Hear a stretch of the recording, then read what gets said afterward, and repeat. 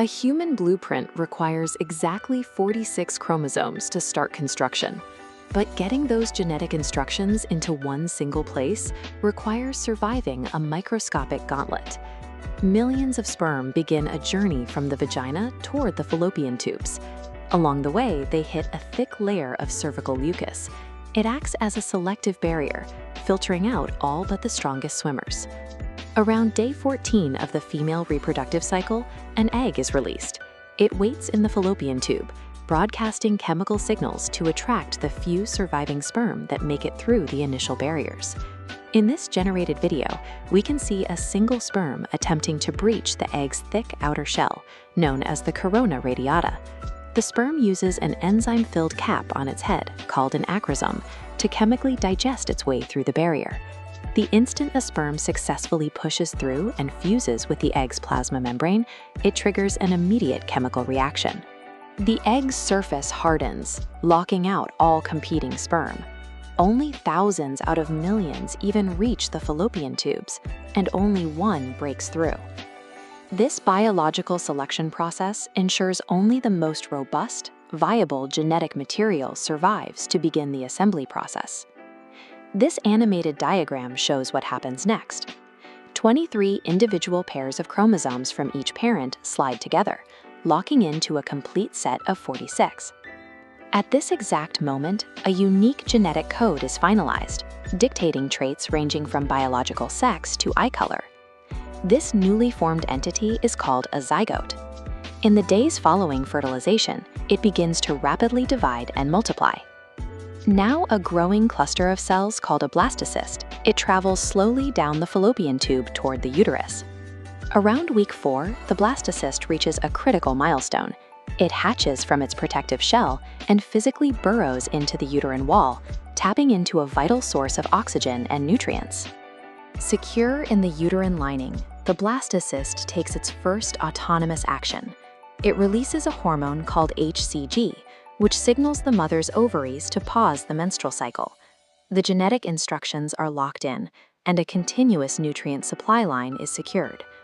With these initial microscopic hurdles cleared, the complex physical assembly of a human body can begin. Around week 5, the focus shifts from rapid cellular division to the creation of actual organs.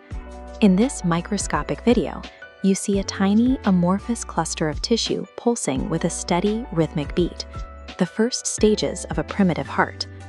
At the same time, a flat structure called the neural plate forms. This tissue serves as the starting point for the baby's brain and spinal cord. This animated diagram demonstrates the precise mechanical folding required next.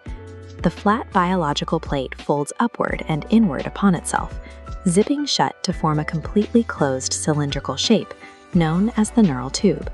The mother's intake of folic acid, a crucial B vitamin, acts as the structural reinforcement here, ensuring this upper seam closes correctly without any gaps or defects. Successfully sealing the neural tube creates a secure housing for the nervous system, lowering the risk of developmental failure and setting the stage for human physical features to grow. By month 3, the embryo officially transitions into a fetus.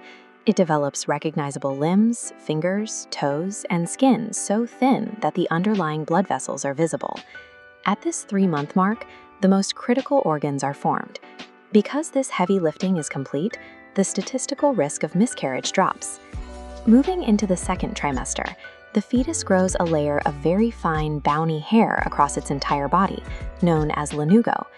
The lanugo serves a specific function. It acts as a physical barrier, protecting the fragile fetal skin from substances suspended within the surrounding amniotic fluid. The sensory interface also begins to function. The fetus can now detect bright light through the mother's abdomen and physically react to voices outside the womb.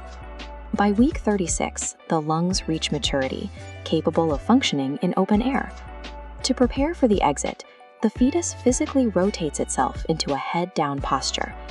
The biological engineering is finished. The fetus can sense its environment, its organs are formed, and it is gravitationally positioned for the mechanical forces of birth. Labor is the mechanical process of moving the baby from the womb to the outside world, divided into 3 distinct stages. Looking at this cross-section of a uterus, we see the dual-action physics of active labor contractions. The thick top segment actively pushes downward, while the flexible bottom segment stretches outward. Driven by these opposing forces, the cervix dilates to a 10-centimeter opening. This begins stage 2 of labor, where the baby must navigate the spatial constraints of the mother's birth canal and pelvic bones. To fit through this narrow passage, the baby relies on skull molding. As shown in this diagram, the unfused cranial plates on the top of the fetal skull shift and overlap, temporarily elongating the head to reduce its overall circumference. Descent also requires precise rotation. As the head passes through the canal, it rotates 90 degrees to align its narrowest profile with the structure of the pelvic bones, followed by the shoulders. Birth requires these temporary structural deformations and precise kinetic rotations to overcome the spatial limits of the human pelvis. Once the baby exits the birth canal, the umbilical cord is severed, ending the infant's reliance on the mother's internal systems. A brief third stage of labor follows. Mild secondary contractions expel the placenta from the uterus. The delivery of the placenta serves as a final shutdown sequence for the body's internal pregnancy mechanics. It begins with a microscopic race to finalize a single genetic code. That code directs a 40-week cellular assembly line, culminating in the mechanical forces that push a unique human life into the world to take its first breath.